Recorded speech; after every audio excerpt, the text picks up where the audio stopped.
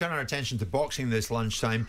Gareth A Davies, Telegraph's boxing writer and talkSPORT fight pundit, joins us live for this. So Gareth, bring us right up to speed. What is happening and what's not happening? The not happening, apparently, is Wilder AJ. Can we forget that?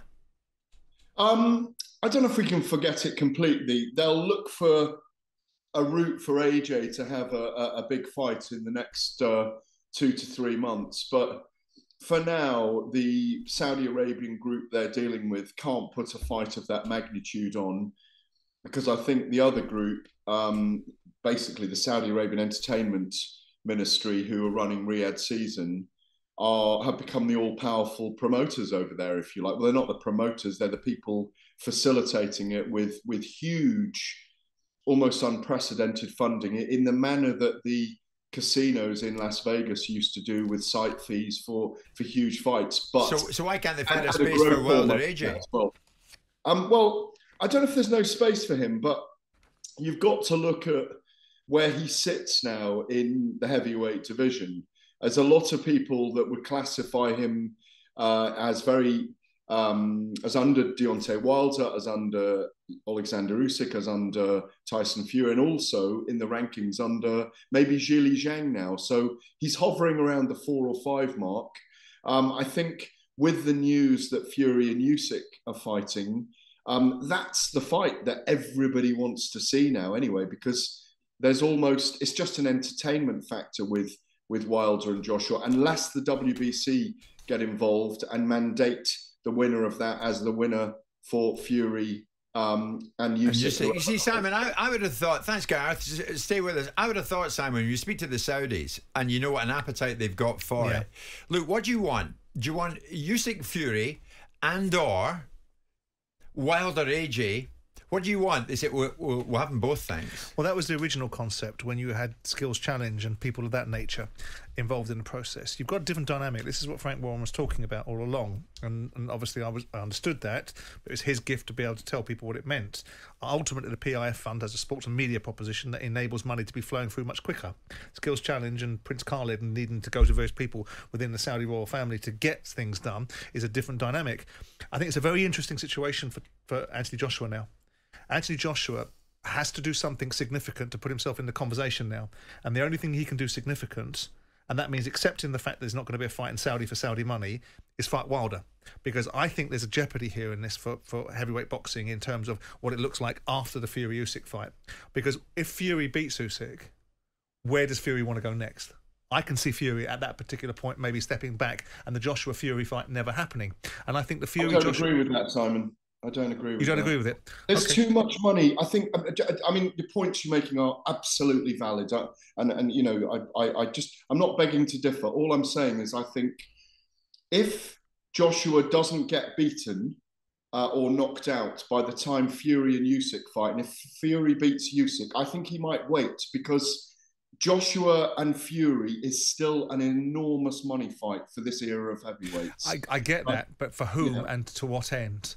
Oh, I think the Saudis would put that on. I think they would definitely put that on because they know it would do numbers in this country. And obviously, they're in the right time zone for us in prime time now as a pay-per-view event. But we're also talking about something that may be 18 months away, because if you're going to get Fury-Usyk and there's going to be a rematch clause put in there, which inevitably there will be, then you're talking about a fight with Joshua that could be the best part of a year, 18 months away.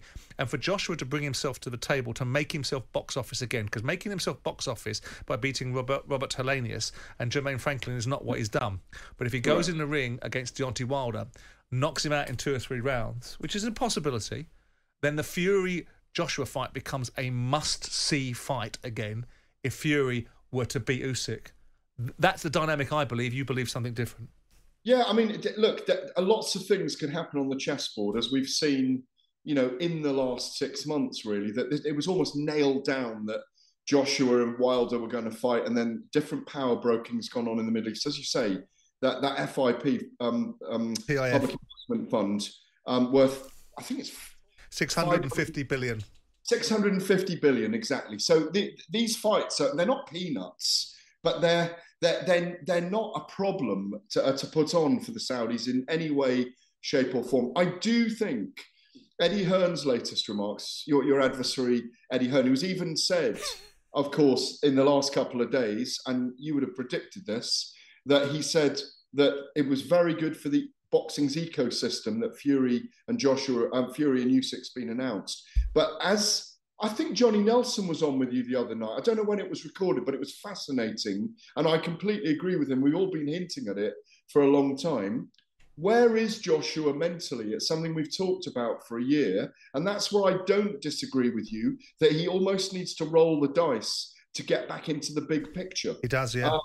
But it's such a dangerous roll of the dice. Because if he gets knocked out by Wilder, there ain't no Fury fight, in my view. No. I mean, so if Fury Usyk is going to happen, and I'm interested to know what's changed, because Gareth, it seemed that not that long ago, right? You can forget it. We all wanted it, but we were told, no, you can forget it. Now it's back on the cards that it's going to happen. So when and where? Well, listen, as we've always said, ego, money, and timing.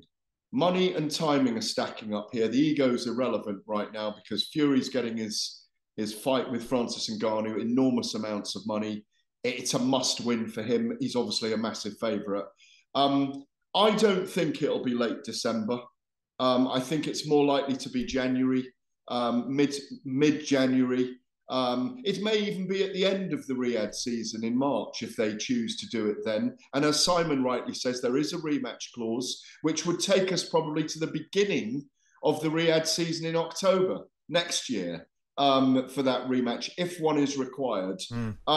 So I didn't disagree with him just now on the fact that Joshua may be frozen out. But that's what's going to happen. It will happen in January or March.